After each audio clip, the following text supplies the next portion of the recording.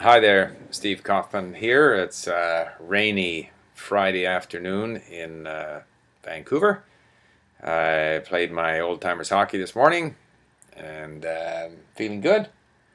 And I must say I'm getting a tremendous kick out of all of the venom that I have stirred up in the linguistics community, at least amongst those who have come to comment on my recent video where I talked about the joy of being a linguist and the power of input-based learning.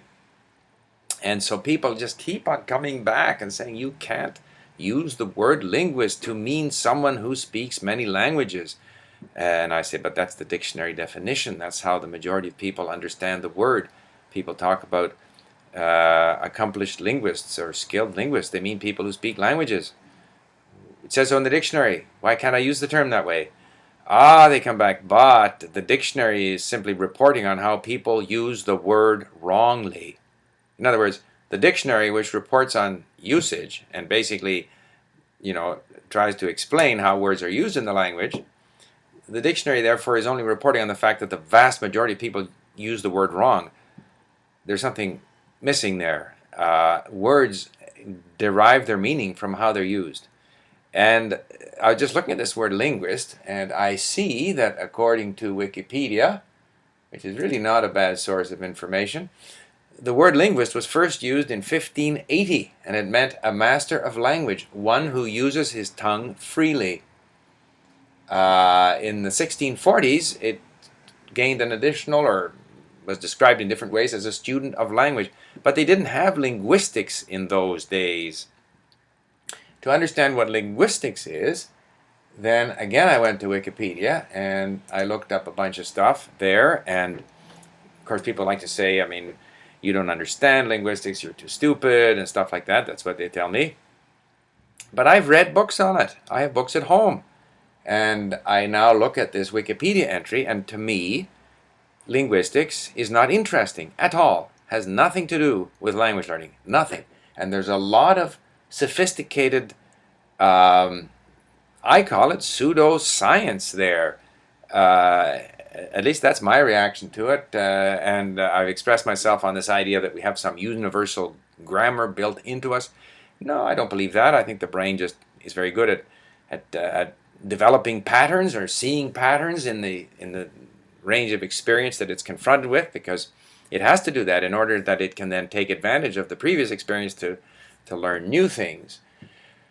So, what's the concern here? Yes, there is this other word, polyglot, which means the same thing. Most English speakers have never heard the word polyglot, but they have heard the word linguist. Steve is quite the linguist. He speaks more than one language. In the year 2003, I wrote a book called The Linguist, a personal guide to language learning. And we started our first website for helping people learn English.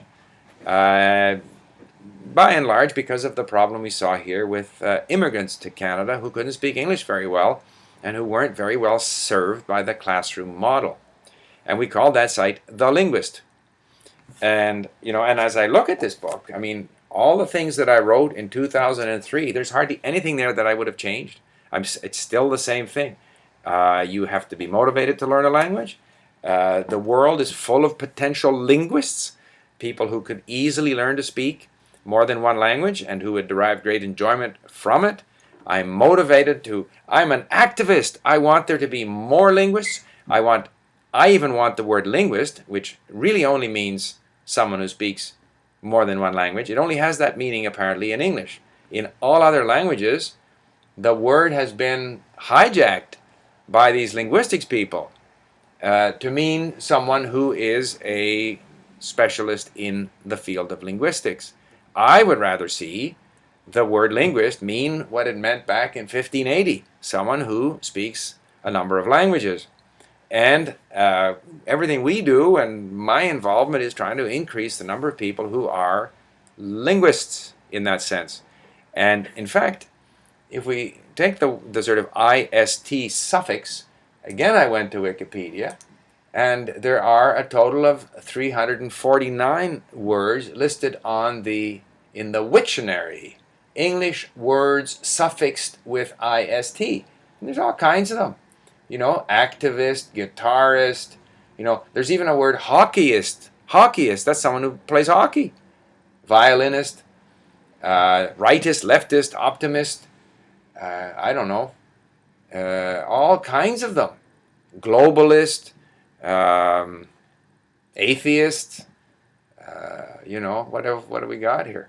So there's nothing that says that the word ist has to apply to your professional occupation.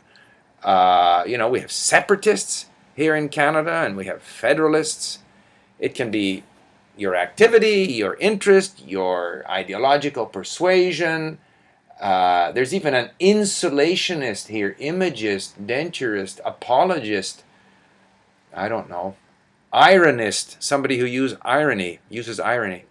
So perfectly legitimate from the point of view of a historical etymology, from the point of view of how the word is used, from every possible point of view. It's quite logical to use the word linguist, and the conceit of these linguistics people to suggest that the way the word is used by the vast majority of the people is wrong. The way the word is used by a very small number of linguistics specialists is right. Very strange. The point of all of this is that, first of all, and another thing is the word linguist sounds a lot nicer in English than polyglot. So I would far rather be a linguist than a polyglot. A linguist in the sense that I mean linguist. So, and how do we get to be linguists? Read my book. Come to link. And here again, people love to say, well, Steve is against linguists, linguistics or whatever, because he can't make money at it. Irrelevant. Come up with an argument that says that explain why the way the word is used by the majority of people is wrong. Like, why is it wrong if that's how the majority of people use it? Words can evolve, the meaning of words can evolve, and I only hope that the use of the word linguist spreads into other languages. And I always get back to that other part of my previous video, and that is the easiest way to become fluent in another language is to begin with a major effort on input. It's not complicated. Just listen and read and build your vocabulary. And that's what they did in the Middle Ages. And that gets you to a level where you can actually understand. And so once you've got your comprehension up, you can understand, you are now in a position to engage people in conversation, to communicate meaningfully. And once that starts to happen, then your language can really improve. Of course you need to speak. Of course you need to speak a lot to become a fluent speaker. But you first have to get to the first rung of the ladder, and that first rung of the ladder is to understand. And the best way to get there is through a lot of input-based learning. You have to put in the time, you have to have the attitude, you have to believe you can do it, and you have to start noticing what's happening. So again, the elevator speech or whatever, the simple thing about language learning is learn the words and phrases, learn what they mean, learn how they sound, and then take it from there and become a linguist. Thank you for listening.